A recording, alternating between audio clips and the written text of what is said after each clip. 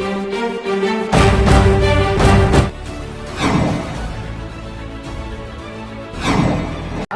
ऐसे नहीं पहुंचा हूँ। 7 दरोगा का हाथ पैर तोड़वा कर उसे गड्ढे में फेंकवा कर तब डॉक्टर संजय आया है। 7 दरोगा का। नमस्कार, स्वागत है आपका। मेरा नाम है विपिन बेबाक, मेरे साथ मेरे सहयोगी शादाब रिजवी। धन्यवाद सर। उत्तर प्रदेश के कैबिनेट मंत्री संजय निषाद आजकल अपने बेबाक बयान की वजह से चर्चाओं में बने हुए हैं।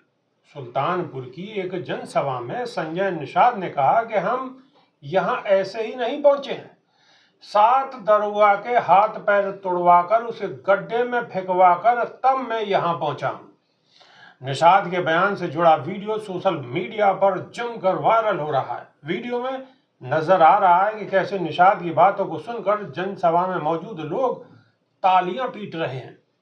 दरअसल 14 मार्च को होली के मौके पर सुल्तानपुर के शाहपुर गांव में रंग खेलने को लेकर दलित और निषाद परिवार में विवाद हो गया। मारपीट में 65 साल की दलित महिला सुनरा देवी की मौत हो गई। पुलिस ने परिजनों की शिकायत पर शाहपुर गांव के प्रधान कृष्णा कुमार निषाद समेत 5 लोगों के खिलाफ मुकदमा दर्ज किया। ग्राम प्रधान समेत 4 लोगों को पुलिस ने जेल भेज दिया। कैबिनेट मंत्री संजय निषाद को जब इस बारे में पता चला तो वो वहां पहुंचे। उन्होंने मंच से सीओ को निर्देश दिया कि जो लोग इस मामले में फर्जी फंसाए गए हैं उनका नाम निकलवा दें। उन्होंने इस बारे में डीएम और एसपी से बात की। अब वह मुख्यमंत्री से भी बात करेंगे। किसी भी निषाद भाई को पुलिस फर्जी परेशान नहीं करेगी। अगर कोई दरोगा किसी निषाद भाई को फर्जी मामले में फंसाने की कोशिश करेगा तो उसे जेल भिजवा दूंगा। संजय निषाद मंगलवार को सुल्तानपुर में निषाद पार्टी की जन अधिकार यात्रा को लेकर पहुंचे थे। उन्होंने यहां चांदा इलाके में मादर डीह गांव में जनसभा को संबोधित किया और अपने उसी संबोधन में इन्होंने पुलिस को लेकर जो टिप्पणी की, अब उसकी वीडियो सोशल मीडिया पर देश के अंदर जबरदस्त तरीके से वायरल है। शादाब रिजवी। देखिए, जांच का विषय है।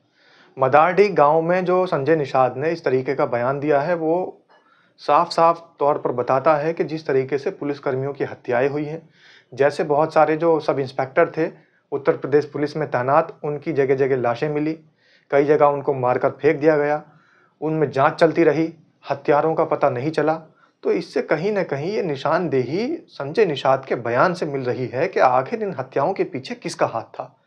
इस मामले में तो सरकार को तुरंत एक कमेटी गठित करके जांच बैठानी चाहिए और जितने भी पुलिसकर्मी एसआई, जितने सब इंस्पेक्टरों की मौत हुई है, हत्याएं हुई हैं और उनकी लावारिस लाश मिली है, उन पर कहीं ना कहीं जब जांच होगी तो इससे भी कड़ी जोड़कर उसकी जांच होनी चाहिए। इस बयान से उसकी कड़ी को जोड़कर जांच होनी चाहिए और तब तक इनको गिरफ्तार कर इनसे कड़ी पूछताछ होनी चाहिए। लेकिन मामला इसके उलट होगा और इस्तीफा भी होना चाहिए। इस्तीफा तो तुरंत हो जाना चाहिए, क्योंकि जब गिरफ्तारी होगी तो इस्तीफा हो जाएगा, निष्कासन हो जाएगा। यहाँ तक के अब इसके मामला लेकिन उलट होगा विभाग जी, इनको और ऊंचा उठाया जाएगा राजनीतिक दृष्टिकोण से। लेकिन शादाब रिजवी, आप एक बात बताइएगा, बड़ी जनसभा में इस तरीके से पुलिस के जवानों के लिए बोलना, पुलिस के अधिकारियों के सामने बोलना कि मैंने इतने लोगों को तोड़वा दिया, भड़वा दिया, मिटवा दिया, ये करवा दिया, गड्ढे में फेंकवा दिया, तो बताइए आप, अगर ये पुलिस का मनोबल कहाँ टिक पाएगा जी भाई। इस तरीके से आम जनसभा के अंदर और एक इस तरीके के कैबिनेट मंत्री का ये बयान देना, कहीं ना कहीं ये तो बहुत बड़ा प्रश्न चिन्ह है बीजेपी और डबल इंजन सरकार पर। और सवाल भी उठा रहा है हमारे देश के न्याय तंत्र पर। क्यों? क्योंकि हमारे देश के न्यायालयों के अंदर वीडियो एविडेंस मान्य होते हैं और जुर्म इकबाल अगर किसी ने किया है तो जुर्म इकबाल करने के बाद उसको सजा का प्रावधान होता है।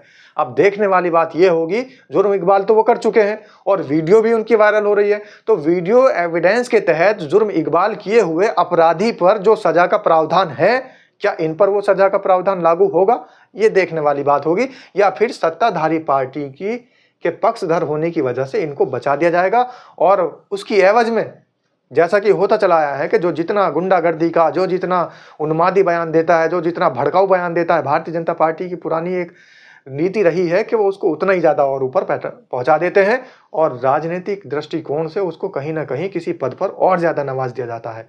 लेकिन ये सारी चीज़ें इस देश के लिए घातक हैं, इस देश के लिए खतरा है। और भारतीय जनता पार्टी को ये सीख लेनी चाहिए कि जितने भड़काऊ और उन्मादी बयान देने वाले या फिर इस तरीके के हत्यारों जैसे बयान देने वाले लोगों को अगर भारतीय जनता पार्टी समर्थन देती है और उनको उरूज पर पहुंचाती है, तो कहीं ना कहीं कल के दिन को ये भाजपा के लिए ही उसकी कब्र खोदने का काम भी करेंगे, क्योंकि आपराधिक प्रवृत्ति के लोग, उन्मादी प्रवृत्ति के लोग सादा रिजवी कब्र तो ये खोदने को तैयार है जी। औरंगजेब की कब्र खोदने का तो जिक्र ही चल रहा है देश में, इस पे माहौल पूरी तरह से ध्वस्त हो चुका है। ये कब्रें इसलिए खोदी जा रही हैं और कब्रों के अंदर से 300 साढ़े 300 साल पहले जो मुर्दे गाड़े गए थे, उन मुर्दों को इसलिए उखाड़ा जा रहा है क्योंकि अब जिंदगी में जो लोग घूम रहे हैं उनकी जिंदगी की तो इनको परवाह रही नहीं है। जो कुंभ के अंदर लोग मर गए, उनकी जिंदगी खत्म हो गई, उनकी परवाह नहीं है। बहुत सारे लोग गायब हैं, अभी तक उनके परिजन उनको ढूंढते फिर रहे हैं, उनकी परवाह नहीं है। अब परवाह इसलिए मुर्दों की हो रही है क्योंकि जिंदों की परवाह करना ने इस सरकार ने छोड़ दिया है। ये सरकार पूरे तरीके से निरंकुश हो चुकी है और निरंकुशता का इससे बड़ा प्रमाण बेबाक जी क्या हो सकता है कि अब जिंदों की परवाह नहीं हो रही। 300 साढ़े 300 साल पहले दबाए गए, गड़े गए मुर्दों की परवाह ज्यादा हो रही है। बिल्कुल मुर्दों की परवाह हो रही है। वो ये फैसला हम अपने दर्शकों पर छोड़ दें। दर्शक अपनी कमेंट के माध्यम से अपनी राय दें कि उत्तर प्रदेश के कैबिनेट मंत्री का ये बयान, जिसमें वो स्पष्ट तौर पर भरी सभा के अंदर अपना जुल्म कबूल कर रहे हैं, तो क्या कार्रवाई होनी चाहिए? कार्रवाई तो इन पर होगी या नहीं होगी? कमेंट के माध्यम से आप अपनी राय जरूर रखिए। बेबाक जी, कार्रवाई तो इन पर जब ही हो जानी चाहिए थी जब इन्होंने जातिगत पार्टी बनाई थी। और दूसरी बात, इन्होंने एक जाति समुदाय को ऊपर उठाने की बात की है और ये कहा है कि निषाद भाइयों के लिए खड़ा हूं, लेकिन बहुजन समाज के भाइयों के लिए कहाँ हूं। बहुजन समाज के लोगों को चुन चुन के मारने की बात करते हैं, निषाद समाज पार्टी की दबंगई की बात करते हैं। तो ये कहीं ना कहीं संविधान के विरोधी हैं। और इन्होंने जो पार्टी बनाई है निषाद समाज पार्टी, तो इस तरीके से एक जाति की पार्टी बनाना और उसको चुनाव आयोग को उसको रजिस्टर्ड कर देना, जातिगत राजनीति करना, ये भी एक सवालिया निशान है अपने आप में। ये भी सत्ताधारी पार्टी के पक्ष में जाने की वजह से इनको इस पार्टी के लिए बैठा दिया गया है, इस पार्टी का निर्वाचन किया गया है। जांच इसकी भी होनी चाहिए कि जातिगत राजनीतिक पार्टी क्यों बनाई गई और जातिगत बयानबाजी कैसे इस देश के अंदर चल रही है। ठीक है, अब दर्शकों से हमारा अनुरोध है कि वो अपनी राय जरूर रखें। तो अभी के लिए सिर्फ इतना ही। नई वीडियो में फिर रूबरू होंगे। बहुत बहुत शुक्रिया। नमस्कार। धन्यवाद सर।